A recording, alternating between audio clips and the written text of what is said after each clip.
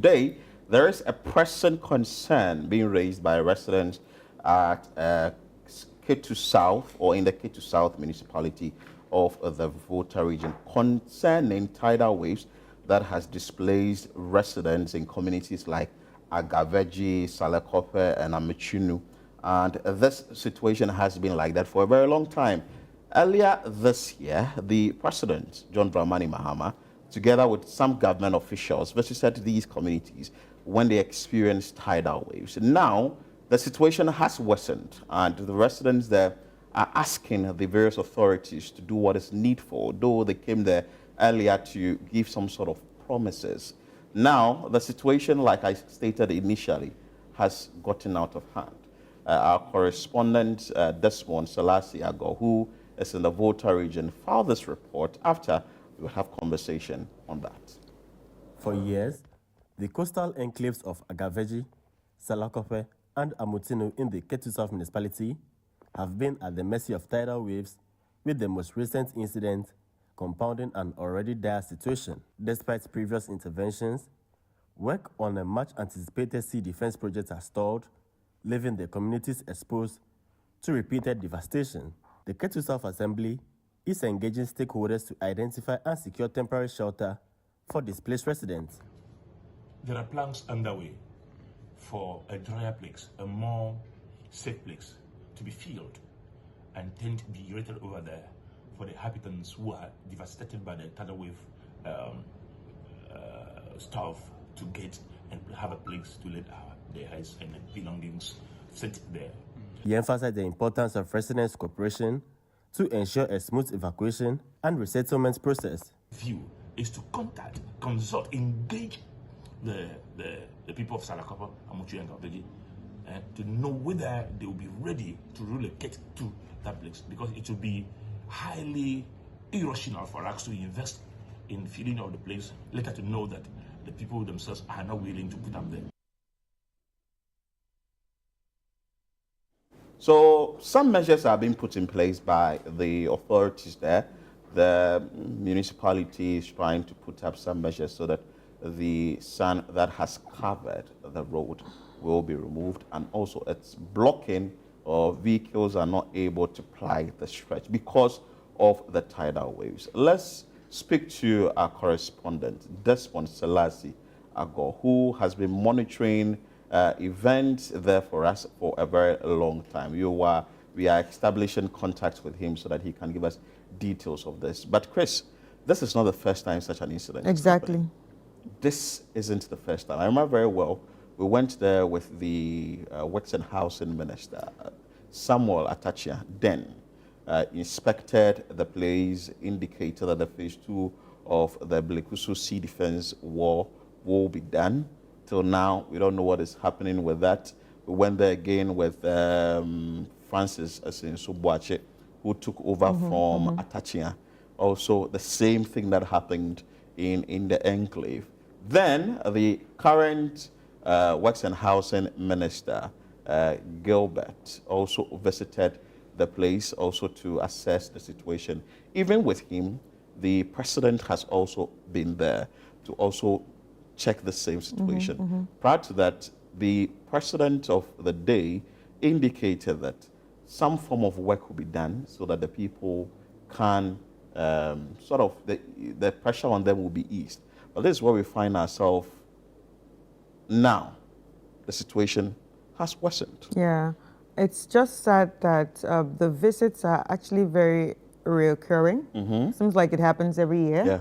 When there's a new person, yeah, I need to go there, I need to visit, I need to show my face. And then the work, it's not done. And now the MP for the area, she's actually tired. The MP is Jifagomashi. Yeah. Because she has been talking about this for a very long time. She has been very vocal about it. Yeah. And if you go there to see the situation for yourself, you see how dire the problem is. I went there with the minister, like I indicated, and the water got to our knee level. That is the fact that the water has even receded. But if not, it is in its original state. It would have gotten to my waist level, and imagine what people are going going through in their homes. Especially if you have kids too. And people are moved away From there, yeah. their homes to a safe haven, places like parks, big church auditoriums, to stay there for some time, schools. So the students or pupils are not able to go to school. They would have to stay in this structure for for some period before the water recedes, and then they can move back to their various homes. But with this problem, if actually something is not done about it, like we've always been saying and we are preaching here on ChannelOne TV on Breakfast Daily, definitely it's going to get worse by the day. Maybe the authorities will have to tell us what they are doing, not just the measures they put in place along the way, just few days, then they'll come and tell us that we are doing this, and they'll go back to the same thing. But anyway, we have the committee or the unit committee chairman for Amutinu Salakope electoral area, Gideon Tete. Hello, good morning, sir. Good morning. I trust you are doing well. Somehow. You are not well. You are not well. Your voice even tells us that you are not well. Yeah, I'm not well. What is the current situation in the area concerning the tidal waves problem? Thank you very much, and good morning to you and your listeners, and CCTV as well. Currently, when you come to Amutinu Salakopo community, there is a lot happening in terms of this tidal wave devastation. As at Monday and yesterday and today, the road that links from Aflau to Ketu has been full up by the sun and the seas movement. When you come to the area, cars are not going. Now, when you see from that Monday, yesterday and today, about 50 houses have been destroyed by the sea. And this devastation is getting rapidly every day. It's something that is happening every day. Houses have been destroyed almost every day. Mothers or women and their children are homeless. When you come to our community, it's of no joke. This time is of no joke. Everything has gone very, very, very bad, and everyone is very sad in the community. So is this worse than what we saw earlier this year that compelled President John Dramani Mahama and his entourage to visit the area? All right. The time that His Excellency was here and today, that time and today is very, very much crucial than previously. Because when he himself come back today to see where he came the last time on the 6th of March to witness, the place is no more. Where he stand, on the ground that he stand to speak, the place is no more. Everything has gone down. The sea has destroyed all houses alongside over there. The question I want to ask you is that when the president came, some promises were made to continue the phase 2 of the Blekusu Sea Defense War. Has that project begun? Not yet. That is the only thing that we are craving for. That is the only thing that we are yielding for.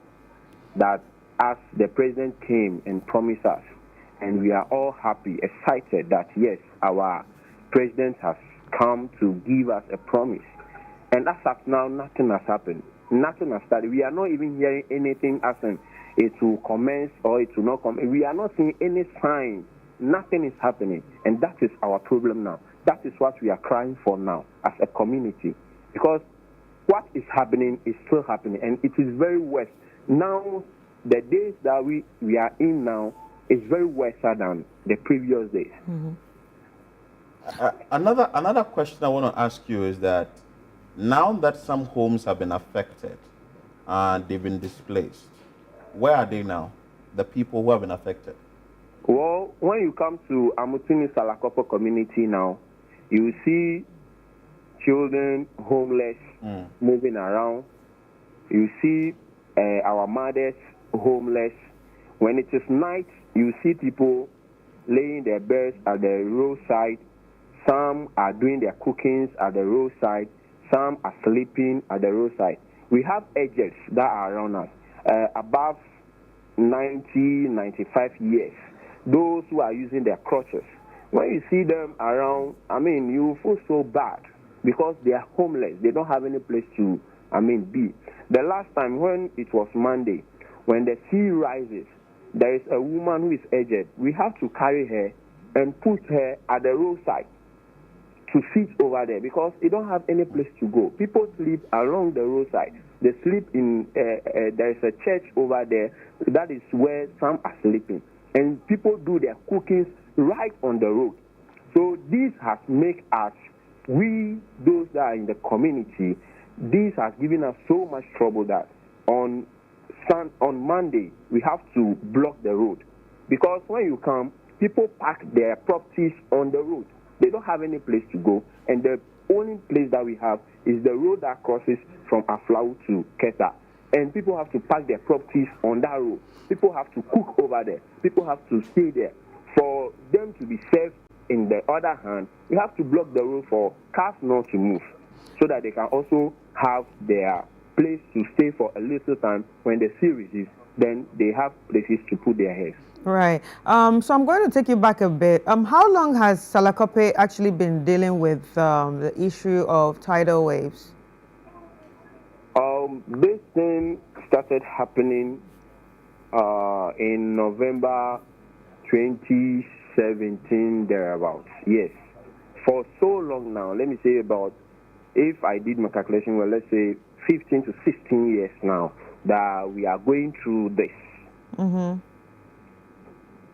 This is the time, the period in which we are going through this. Yeah. The houses has been taken little by little by little, and now at the roadside. Right. And also, during all these years, do you know what the engagement with, say, NADMO has been? All right. Talking about NADMO, anytime it happens, they come around. They do visits. They see those that are devastated, and the little relief items that they have, they give it to the people. And our minister, the current minister, Honorable James Gonu, is also someone who is always on the ground of the Amutini Salakopo community. When we talk about our Honorable Assemblyman, who is Sylvester, they are always on the ground about seeing the people, talking with the people, and even our current MCE, Honorable Nicholas Oklachi. So they are the people who comes around the ground all the time to see those that are devastated. Right. Yes, they come around to see them, but we need the construction of the sea, the continuation of that. All right. So, say the construction of the sea defense project does not take place. Do you think there are actually permanent resettlement areas for the people? Because it's important for the people to be safe. Yes. I think you are talking about relocation of the people. Yeah. Yes. When you come to our community, this is what we always say, that when they talk about relocation, it is no for us. Because our community is a fishing community. That is where people get their daily bread from. Now, when we relocate them, where are we sending them to? That is one point. Now, when we send them to where there is no place that they can get their daily life bread from, is the government going to provide for them to their satisfaction? That is another one. Now, if we relocate them, are we going to leave the other place to get destroyed by the sea? And we have to know that the road that we are talking about, or the place that we are talking about, if the sea in any way crosses that road, and we are going to have the same devastation in Agbozumwe. Therefore, the road that connected, the international road that connected from Aflau to Accra, will also go. So when we are talking about relocation of the people, are we going to leave this place to get support? And when we relocate the people, are we going to give them the full support that they need in their life to be satisfied? And that is our problem now. And the people are fishing community. They can't go to any farming land to start farming. It will be a very long process for them. So for relocation to us, it is something very difficult. Right. I get you. But what does the community need most urgently right now? Right now, if there should be anything that will be provided to the community, that one should be the extension of the sea defense, so that we can have our life back, so that we can have our peace of mind. Even though most properties have been destroyed, yes.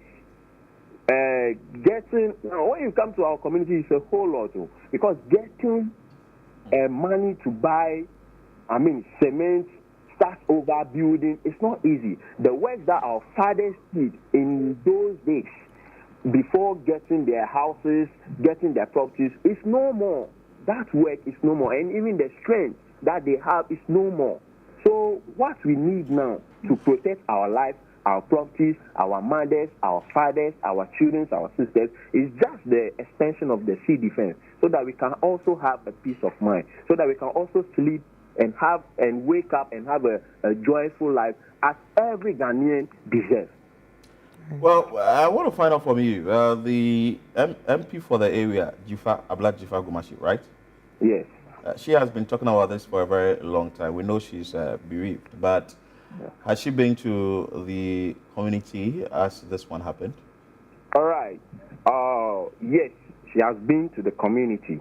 I saw her severally in the community, and recently I spoke with her on phone, and she just assured us that the sea defense is gonna commence, because she always said she's with the finance minister, she's the minister of housing and works, and all the time she's talking to them about it. And she herself do visit us and see us as well. The previous one, we know it's about 2,700 people got displaced, or is it more? The previous one that happened before this one? Oh yeah, that is it. How many people were displaced in this recent one? In this recent one, we are looking about, when I do my, or let me say, about 1,500 houses, people displaced. So, like my co-host asked you, has NADMO been there? And if yes, what were some of the items they came with? Okay. When this happened, NADMO came in, and they came in with, let's say, rice, mattresses, oil, some food items that they brought around. That is when the president came in and brought them with the items. After that, they also bring in another food items that should be distributed to the people. Wow. And recently, our minister, Honorable James Gonu, has also sent us some rice and other stuff to be given to the people as well. We know that when this happens, it affects schooling, or the children are not able to go to school. Is that the same situation now? Yes. When you come to the Amutinu Basic School now, the population we have, according to the headmaster, when we went there to investigate on how students are coming to school, the population has reduced 40% down. Because at first, students do come to school, our children do come to school all the time, but now they don't go to school. And the problem is houses are broken. Students or children have to help their parents to pack off to another places, under trees, in chapels. The student or the children have to help their parents do that. So they don't come to school often. And even as I speak now, the only school we have in the community is on the verge of collapsing. When you come now, the sea is right under the classroom or the school, which has made, that is the JHS block and some of the primary blocks, which has made those people who stay there to move out from that place, because at any time, anything can happen. and we will get a bad news. So they have to move out from there. So schooling in our community has gone down. It has gone down. It's not doing any good to the children in the community. Gideon, will you say that the governments have failed you? Please come again. Will you say that governments, not only this current administration, previous administration, have failed people of Salakope, Amutinu, Agabeji in terms of the completion of the Blekusu Sea Defense Project? All right, thank you. For the MPP government, they are a disappointment to us. They have fed us. All what we are waiting for from them, we didn't get it. If it is not of let me say it in my word that if it is not by their bad attitude that they put towards us, this sea destroy or the devastation will not go on. The MPP government refused to extend this. Well, let's not politicize it. Yes, no, I'm not doing it in that way. By saying that the NPP government, it wasn't the same under the previous NDC government. The construction of the sea defense that we have from Blekusu to part of Agaveji is a contract awarded by the NDC. We are not going political way, but that is the contract awarded by the NDC before the NPP came in. So they hold into that and then stop at where it is now. And when they come into power, they can extend that so that we can also have a good life to live.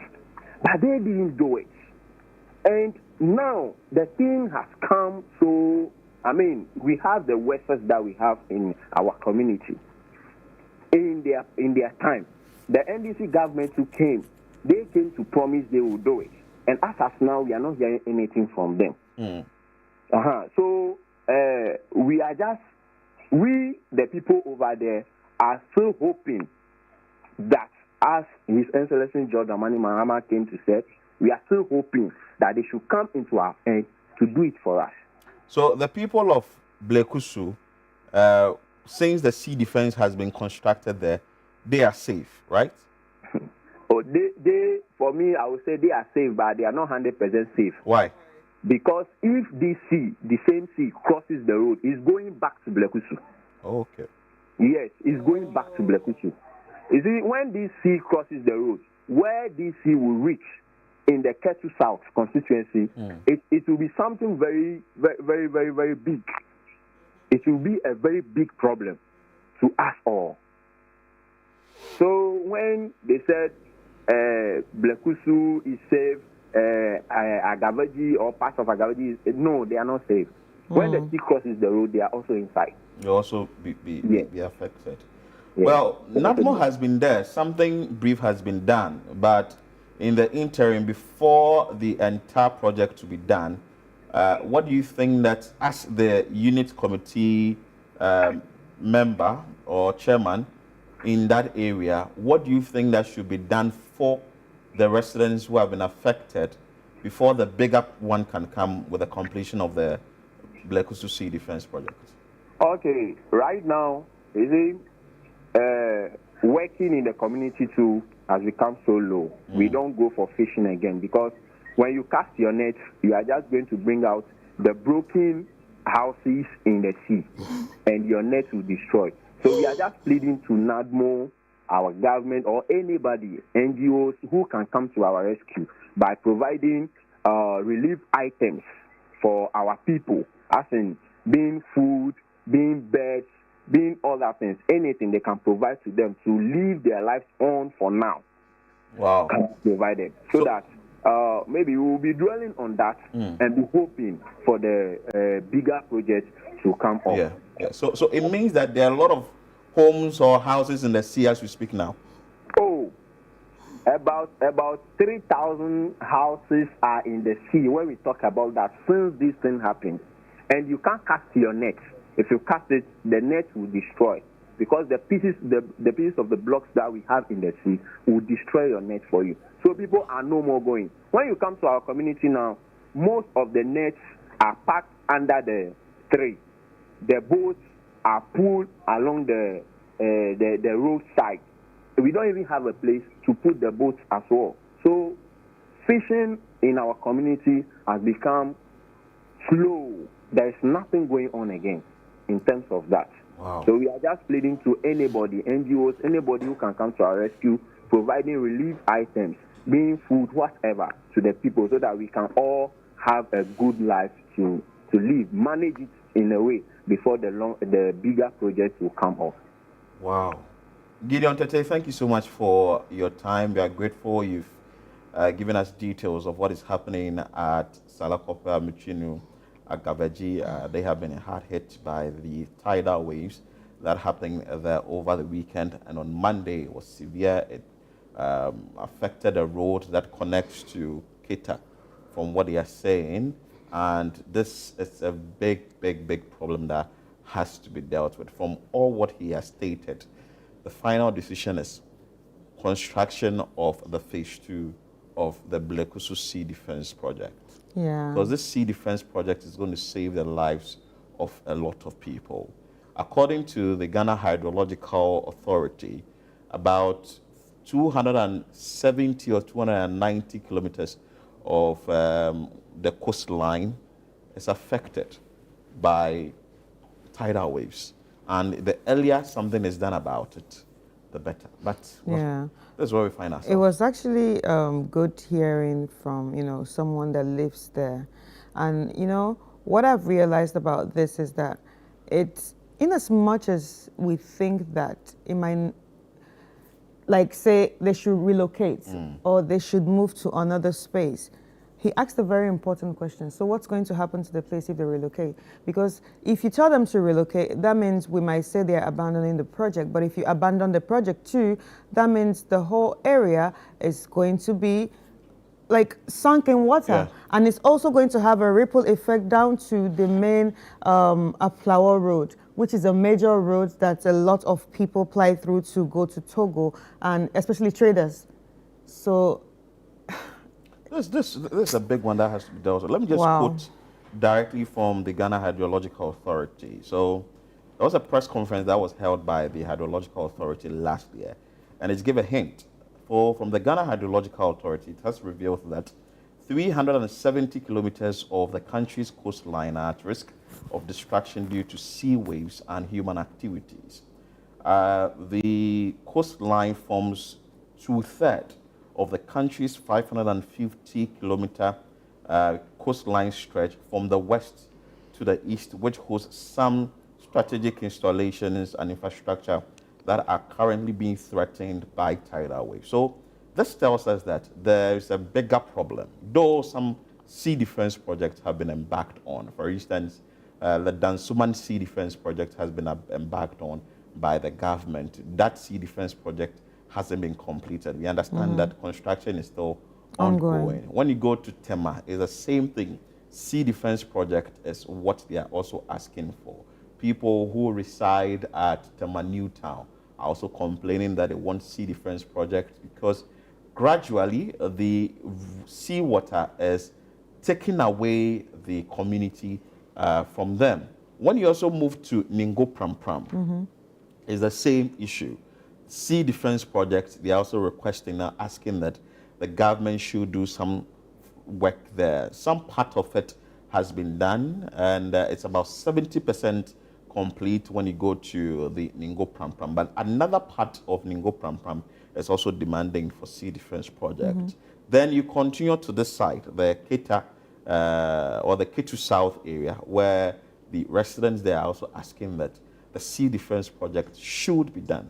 So if some amount of money is put in there for the completion of the various sea defense projects, I think it's going to help us all, because these fishermen or fisherfolk, like Gideon stated, cannot abandon their communities and move into the inner cities or into the inner communities. No, they would want to be along the coast, then they can embark on their day-to-day activities, i.e.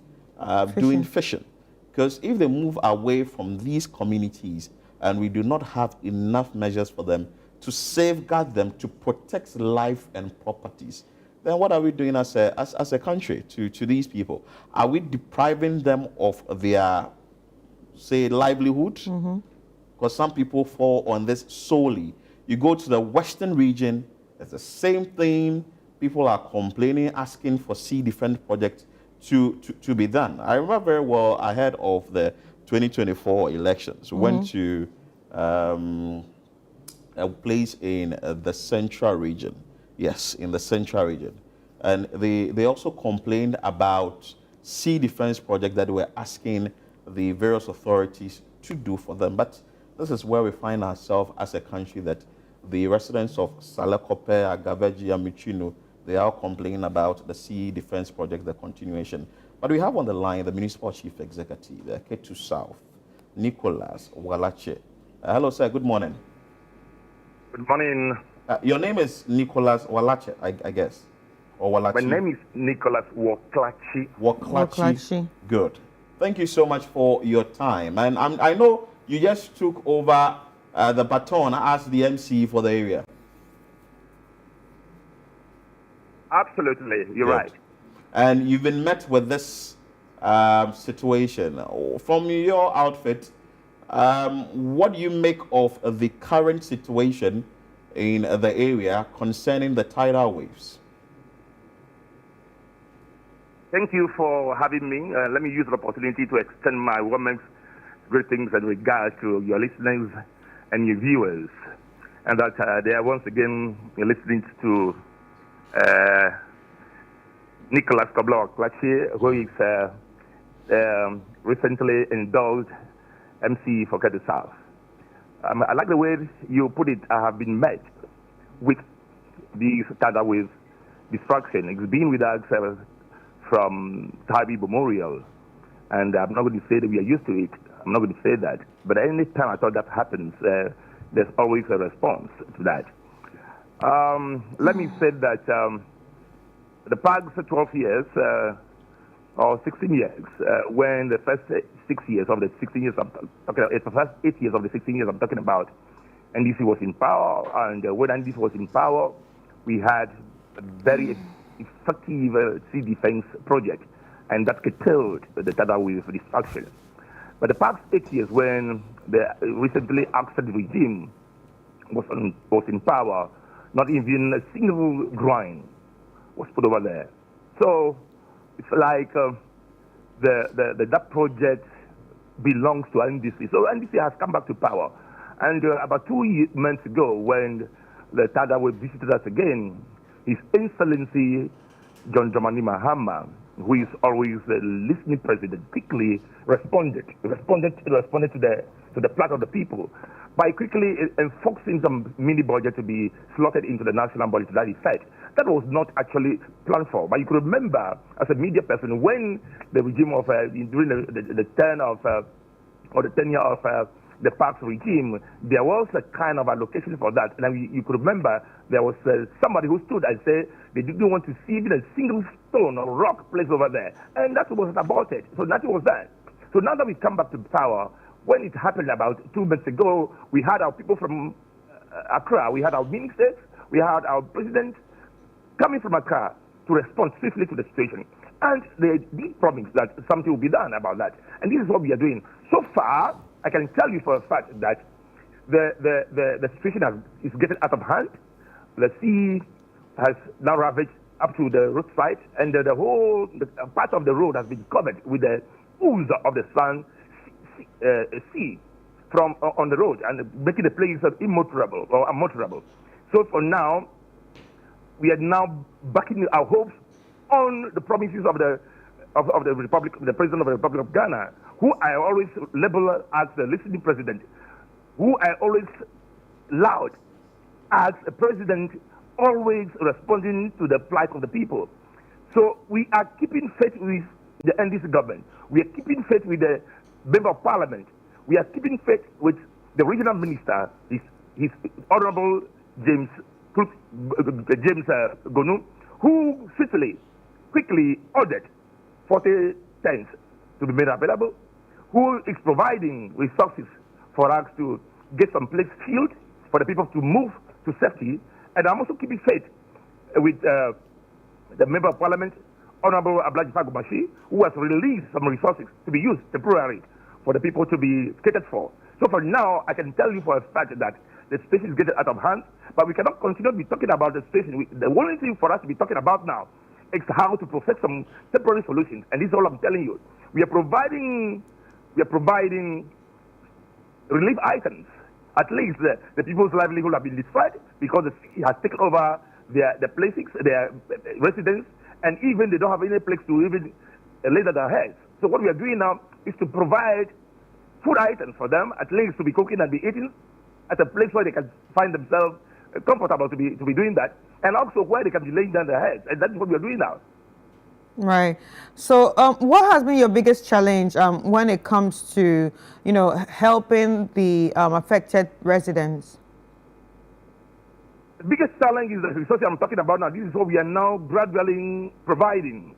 Because when the sea is now close to the road, or has even overtaken the road, and getting to where we are even providing as a safe place for them, the challenge is that we need to now look for a safer place.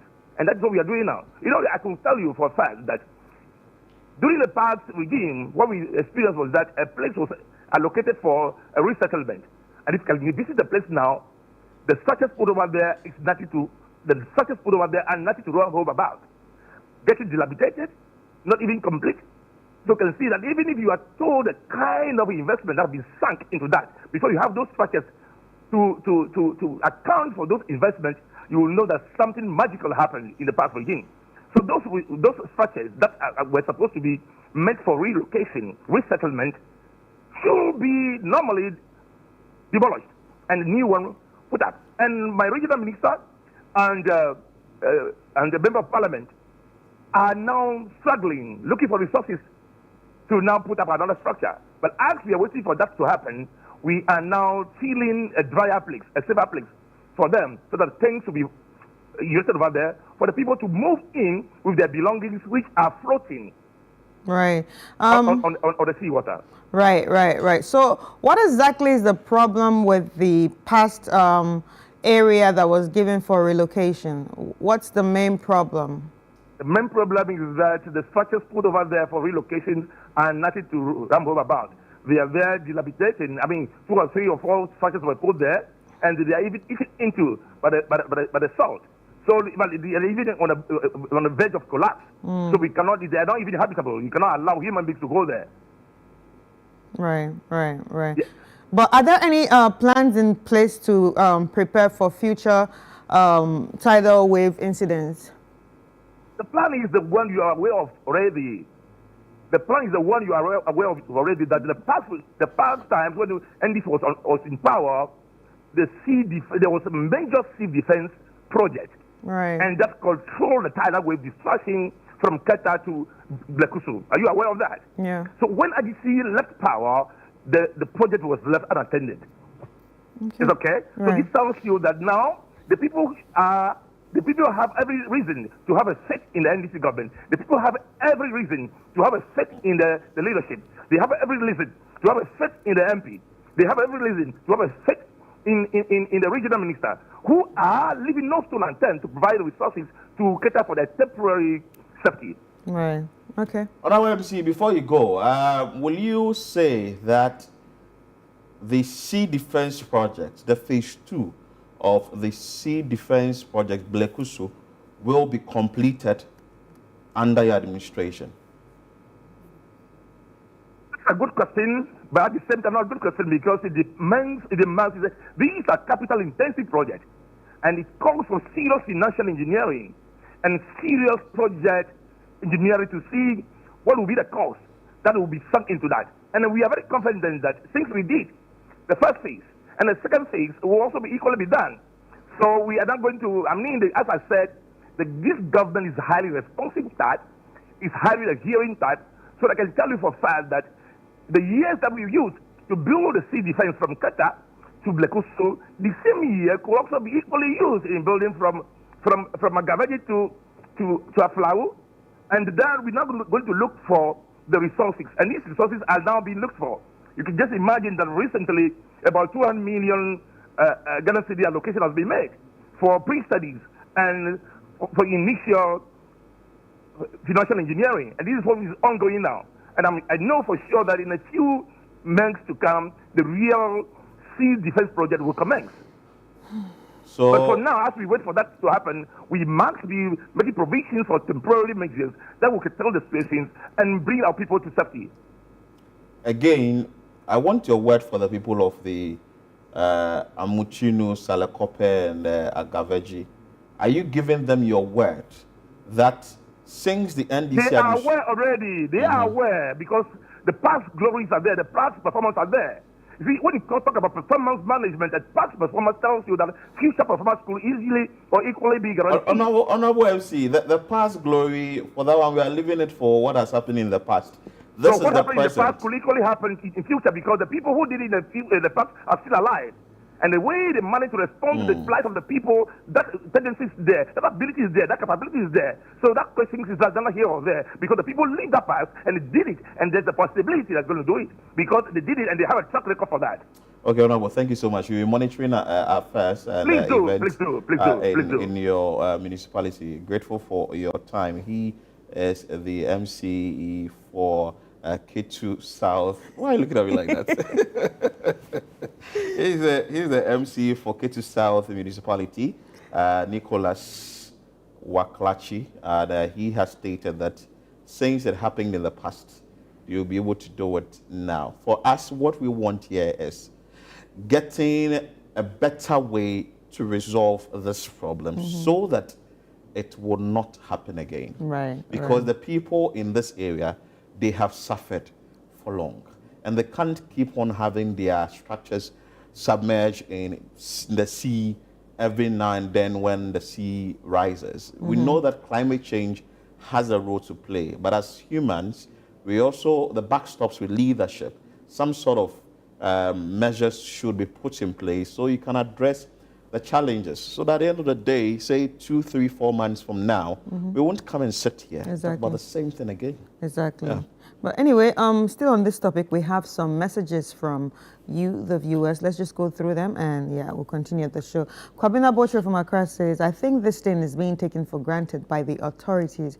You are fighting the sea at this point, and it will not end well if taken lightly because that is quite simply a force of nature. Ni Nate says, when countries are claiming lands from the sea, we are losing lands to the sea. Africa, Africa, Africa. Good morning to you. Respectfully, the sea defense is a necessity and it is not negotiable. And this is from Foga and Aflao. Do you have some? Yeah, from Betha, from Tema says that the tides are scary when you think about it. So looking at the video you guys showed us right now, the situation of the tides is in its infancy in Ketu. The problem is that it ramps up very quickly and becomes a big deal because it leaves and it's got lives and livelihoods at stake here. Also, from Gilbert from Nima says that Mr. MC, whether listening to President or hard of hearing President, we desperately need a viable solution to this thing. Let us sort it out as soon as possible before the rains. I do commend you, though, because you sound like you are working hard on the issue. We just hope we see solutions quickly, whether Blekusu or Ketu South, though, people's life must be saved, and you have to save the situation. So these are some of the comments on the matter we are discussing now.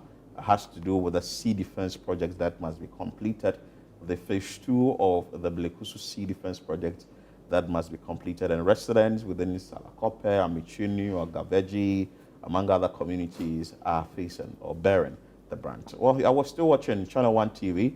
This is Breakfast Daily. We'll be back with more.